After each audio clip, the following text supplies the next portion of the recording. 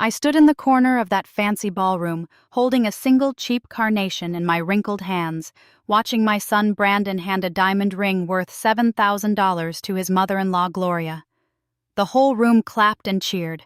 Gloria cried tears of joy, hugging my son like he was her own child. My legs felt weak, my heart felt like it was being squeezed in a fist. But I didn't cry. I didn't make a scene. Instead, I looked across the room and caught the eye of my lawyer, Winston Campbell. I gave him one small nod. That's all it took. Winston reached into his briefcase. Everything I had planned for the past 3 months was about to unfold. Brandon had no idea what was coming. Neither did his wife Vanessa or that smug Gloria. They thought I was just a foolish old woman who would take whatever scraps they threw at me. They were wrong. Let me tell you how I got here. Let me tell you how my only son broke my heart and how I made sure he'd never do it to anyone else again. Before we continue, please drop a comment if you've ever experienced something like this. We'd love to hear your story, and subscribe to the channel to help us grow.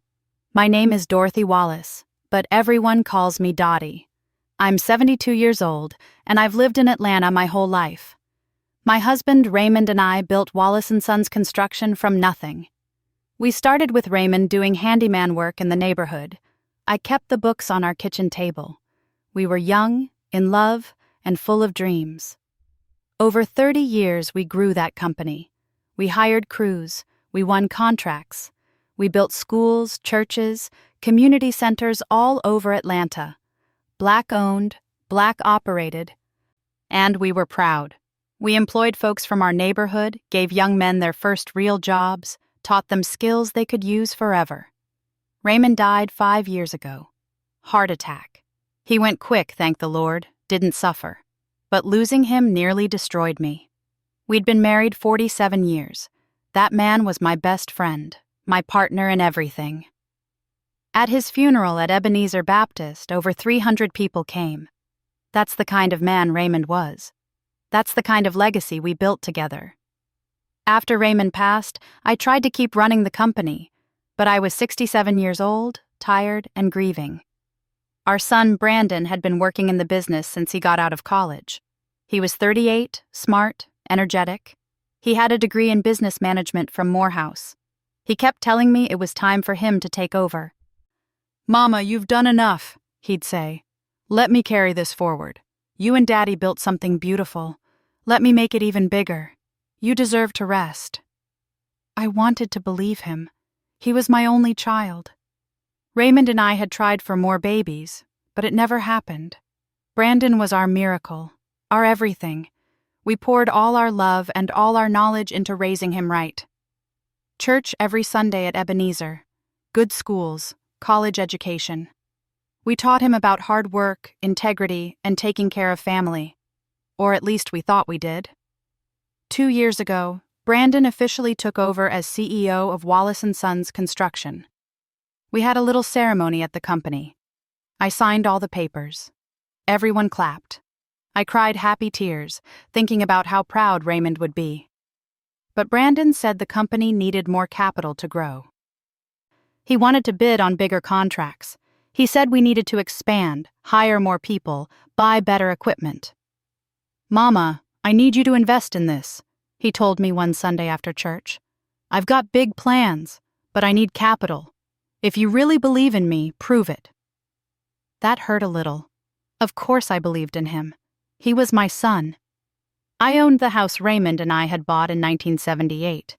It was paid off, worth about $380,000. It was a beautiful house in a good neighborhood, with a garden Raymond had planted, with memories in every room.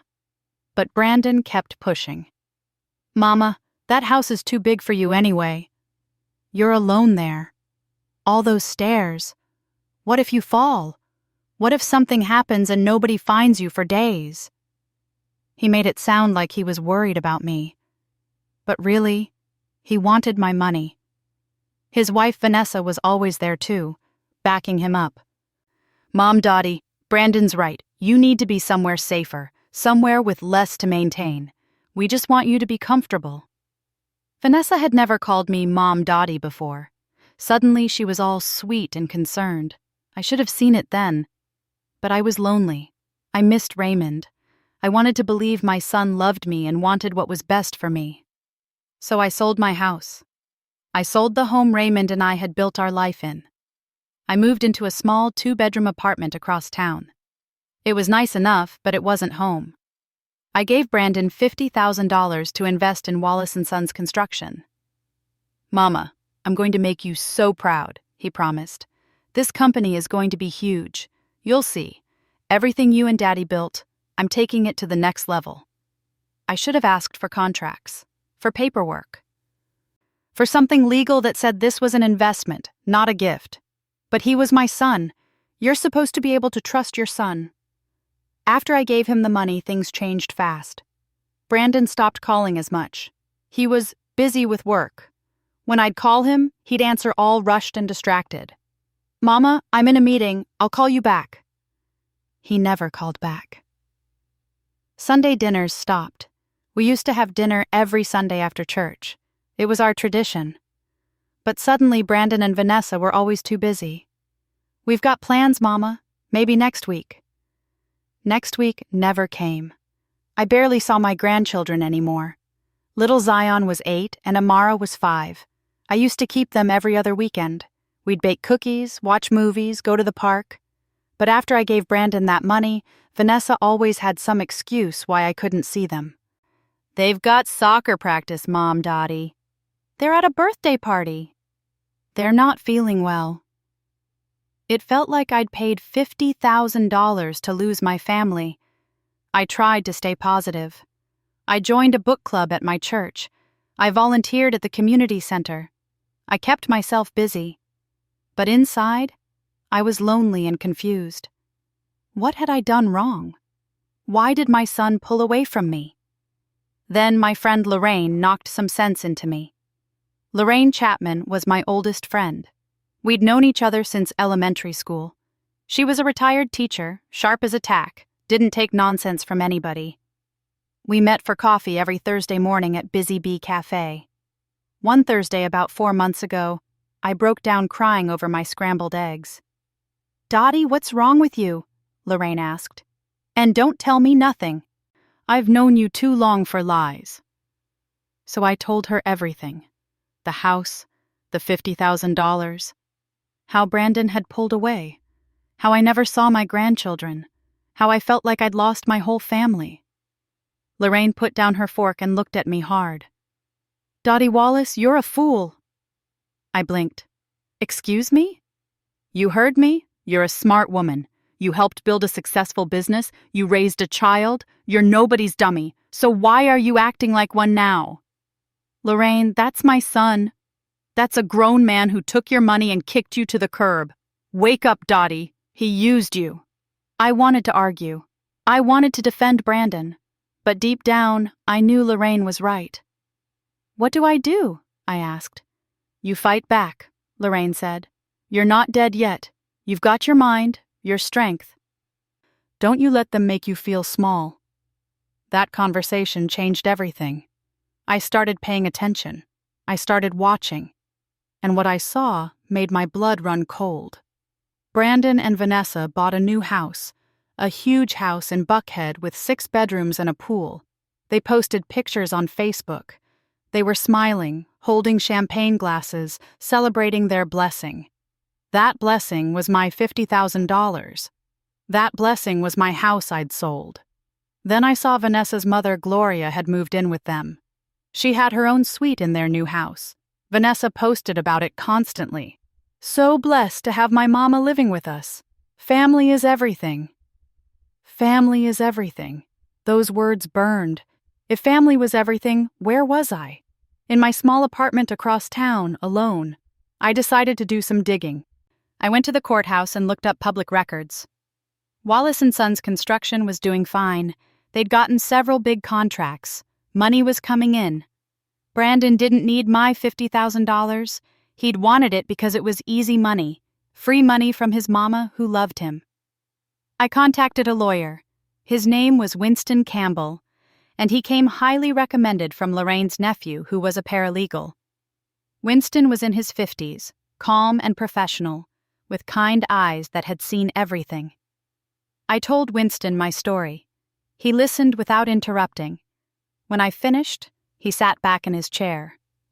"Ms. Wallace, do you have any documentation about this $50,000? Any contract or agreement?" "No," I admitted. "He's my son. I trusted him." Winston nodded slowly. "Family cases are always the hardest. But trust me, you're not the first parent I've seen in this situation, and you won't be the last. Can I get my money back?" "Maybe, maybe not, but I can make sure your rights are protected. I can make sure you're treated fairly. Do you want me to represent you?" I thought about it. This would mean going against my son. This would mean making things ugly. This would mean admitting my son had betrayed me. But then I thought about my empty apartment, about my grandchildren I never saw, about my husband Raymond who'd worked so hard to build something meaningful, about how Brandon had taken everything and given me nothing. "Yes," I said, "I want you to represent me." Winston and I worked together for 3 months. We gathered evidence. We documented everything. We built a case. And then the invitation came. Wallace & Sons Construction was having its annual company party. It was a big fancy event at a hotel ballroom downtown. Employees, clients, business partners, everyone would be there. The invitation came to my apartment. It was addressed to Mrs. Dorothy Wallace. I almost threw it away. Why would I want to go? To watch my son celebrate his success built on my sacrifice? But Winston had a different idea. "Go to the party," he said. "I'll come with you as your guest. Let's see how your son treats you in public. Let's see what happens." So I went. I bought a new dress from Macy's, a nice purple one. I did my hair. I put on my good jewelry. I was 72 years old, but I wasn't going to let them see me broken. The party was beautiful. The ballroom had crystal chandeliers and fancy decorations. There was a live band playing jazz. Tables full of food, everyone dressed up nice. I walked in with Winston by my side. I saw Brandon immediately. He was standing near the front, talking and laughing with clients. He looked successful in his expensive suit. He looked like a man who had everything. He saw me. Our eyes met across the room. For just a second, I saw something flash across his face. Guilt? Shame? It was gone quick, replaced by a fake smile. "Mama!" He came over with Vanessa beside him. "I'm so glad you could make it." "Of course," I said. "This is my friend Winston Campbell." They shook hands. I saw Vanessa's eyes narrow slightly at Winston, like she was trying to figure out who he was. The party went on. I sat at a table in the back with Winston. We ate food we couldn't taste. We watched Brandon work the room like a politician. Everyone loved him. Everyone thought he was wonderful. Then came the presentations. Brandon got up on stage with a microphone. He thanked everyone for coming. He talked about the company's success this year. He talked about growth and opportunity and the future. But most importantly, Brandon said, "I want to take a moment to honor the people who mean the most to me. Family is everything. Without family, none of this matters." My heart jumped. Was he going to thank me? Was he going to acknowledge what I'd given him? "Mama, can you come up here?" Brandon called. I stood up, my legs shaking. I walked to the front. Everyone was watching. The spotlight was bright in my eyes. Brandon hugged me. It felt hollow. Then he reached behind the podium and pulled out a single carnation in plastic wrap. The cheap kind you get at the grocery store for $5.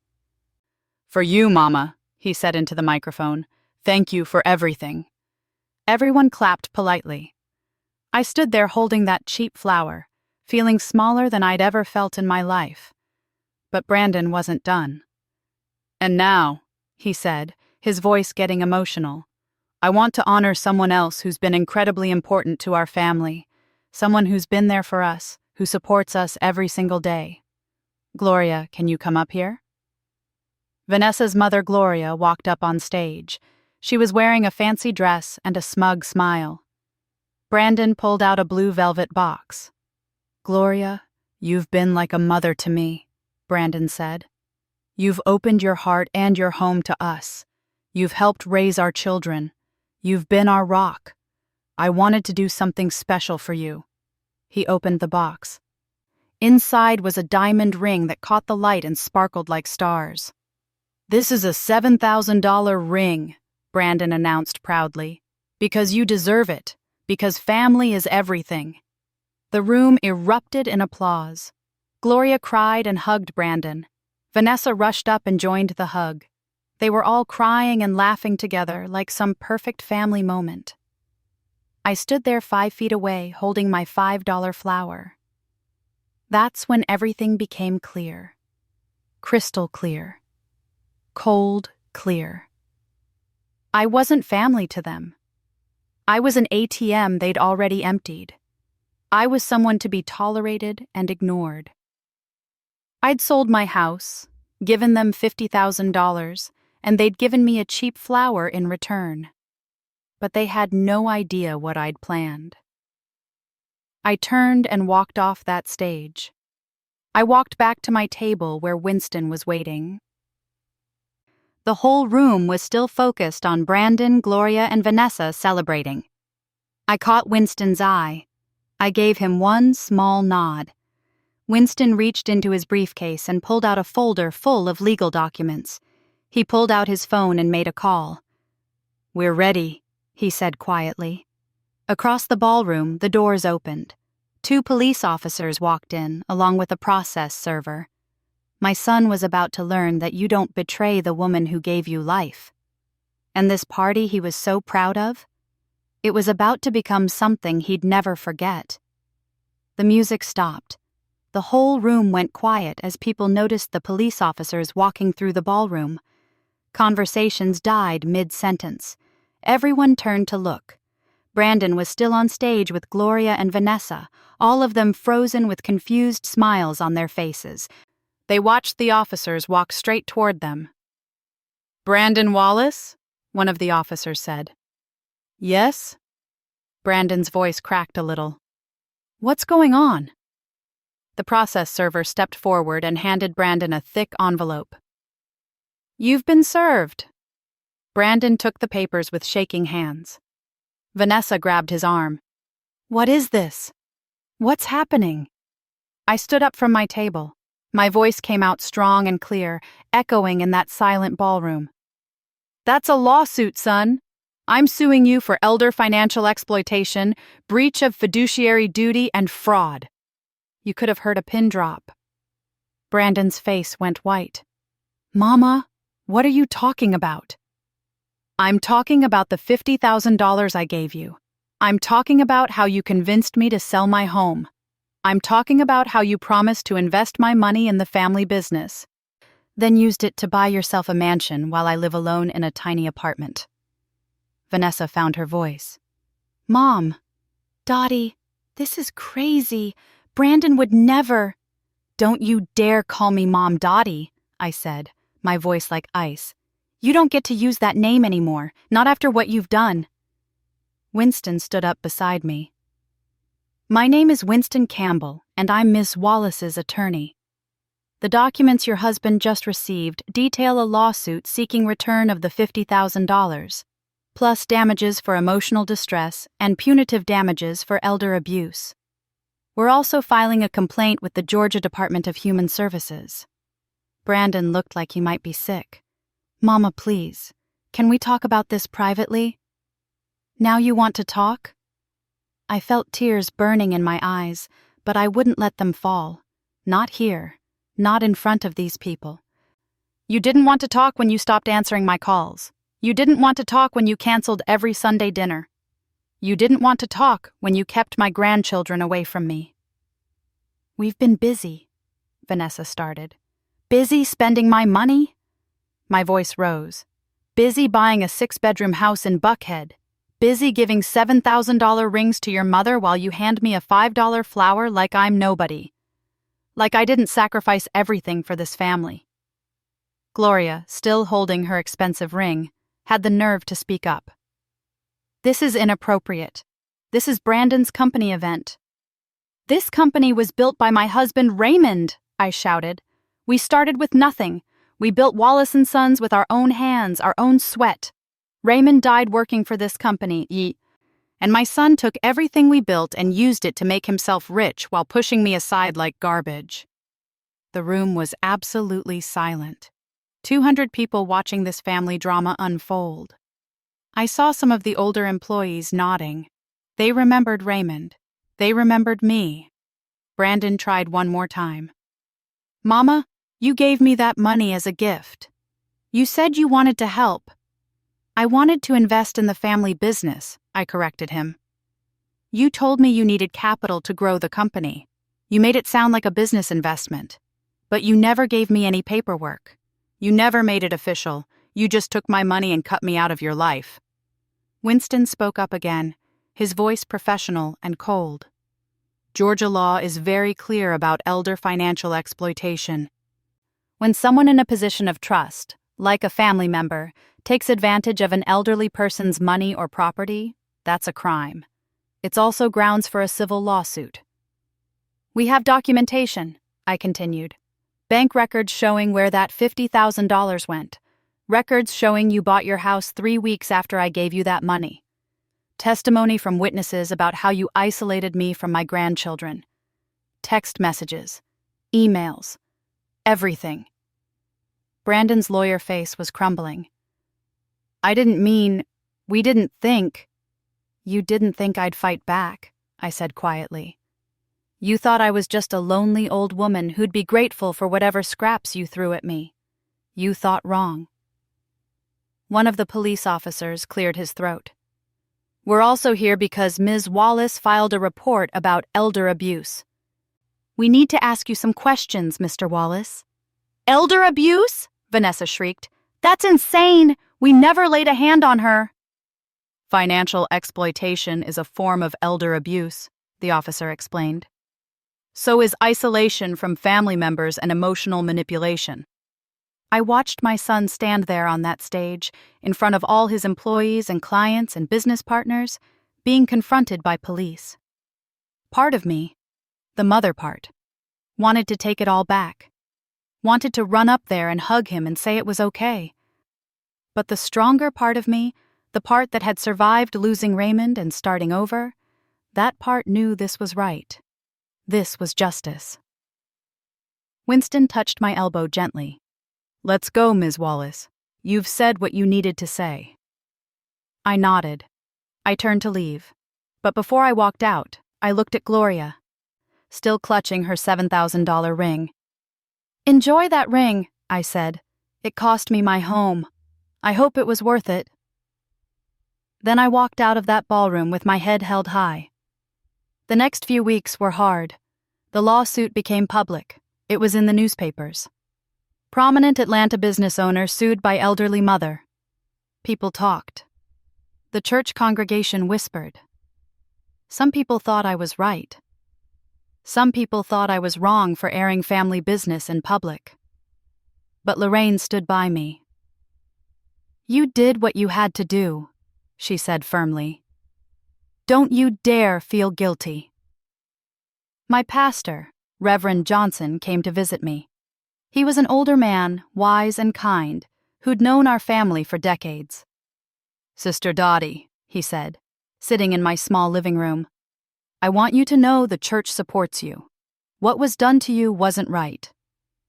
Elder abuse is real, even when it comes from family, especially when it comes from family." That made me cry. The tears I'd been holding back for months finally came out. "I feel like I've lost my son," I sobbed.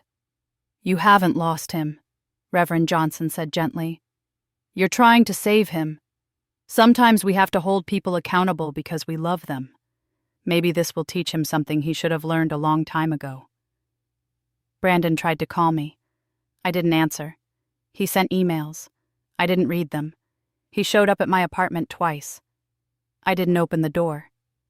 Winston handled everything. He was brilliant. He gathered evidence I didn't even know existed. He found witnesses, Former employees who'd seen how Raymond and I ran the company with integrity, who'd noticed how Brandon changed after he took over. 3 months after that party, we went to court. The courtroom was packed. I sat in the front row with Winston. Brandon sat across the aisle with his lawyer, a slick-looking man in an expensive suit. Vanessa sat behind him. Gloria was there too, wearing the ring. The judge was a black woman in her 60s named Judge Harris. She had sharp eyes that didn't miss anything. Both sides presented their cases. Brandon's lawyer tried to argue that the $50,000 was a gift. Ms. Wallace voluntarily gave this money to her son. There was no coercion, no contract. She can't demand it back years later just because she's experiencing buyer's remorse. But Winston destroyed that argument. Your Honor, this wasn't a gift. This was an investment that Mr. Wallace specifically solicited by claiming the family business needed capital. He convinced his elderly mother to sell her home, her marital home where she'd lived for decades, under the pretense that she was helping the company. Instead, he used that money for personal purchases while systematically cutting her out of his life and preventing her from seeing her grandchildren.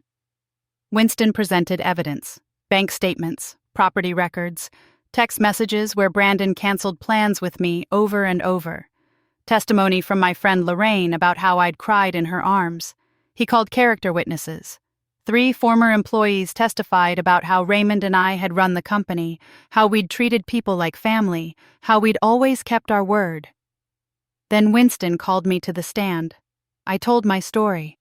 I talked about building the business with Raymond, about losing him, about trusting my son, about selling my home, about that moment at the party when Brandon gave me a $5 flower and his mother-in-law a $7,000 ring.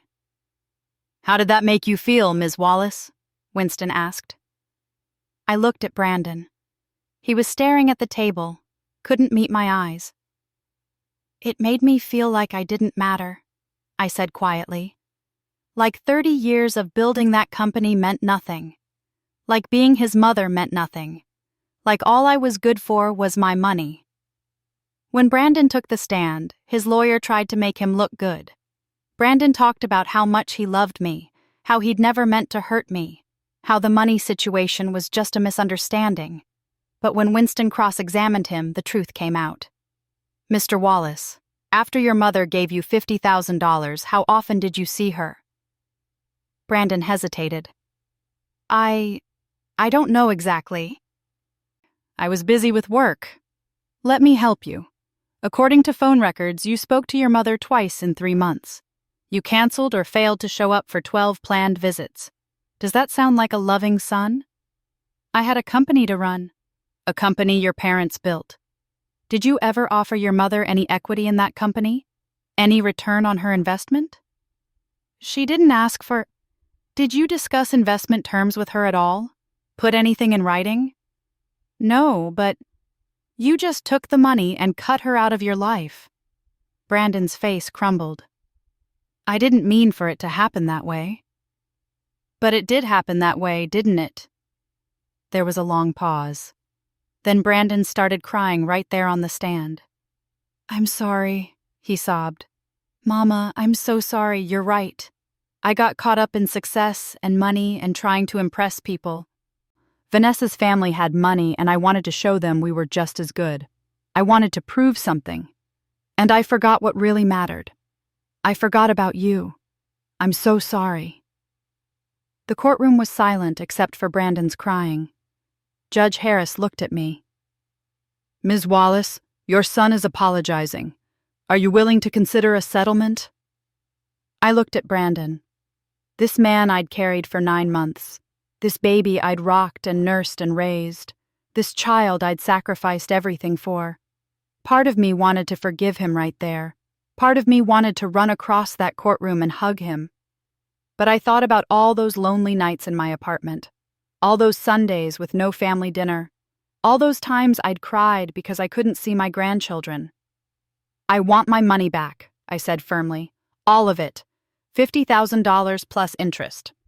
And I want guaranteed visitation with my grandchildren.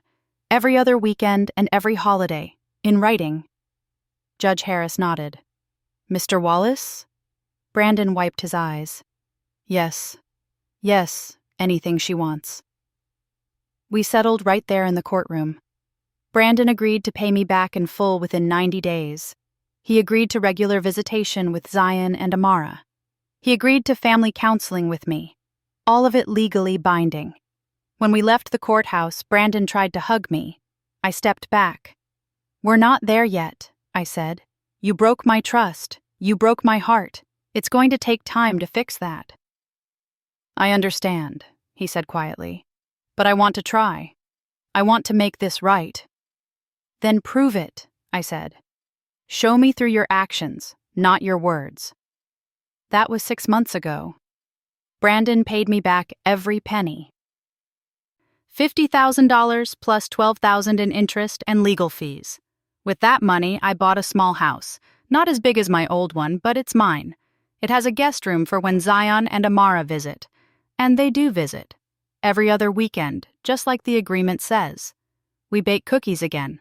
We watch movies. We go to the park. Last weekend, 8-year-old Zion made me a card that said, "I love you, Grandma Dottie." I cried happy tears. Brandon and I are slowly rebuilding our relationship. We go to family counseling every Thursday. He's learning about boundaries and respect. I'm learning how to trust again. It's hard work. Some days are better than others. Last Sunday we had dinner together. The whole family, me, Brandon, Vanessa, and the kids. It was awkward at first, but then Amara spilled her juice and we all laughed. And for a moment it felt almost normal. Vanessa apologized to me.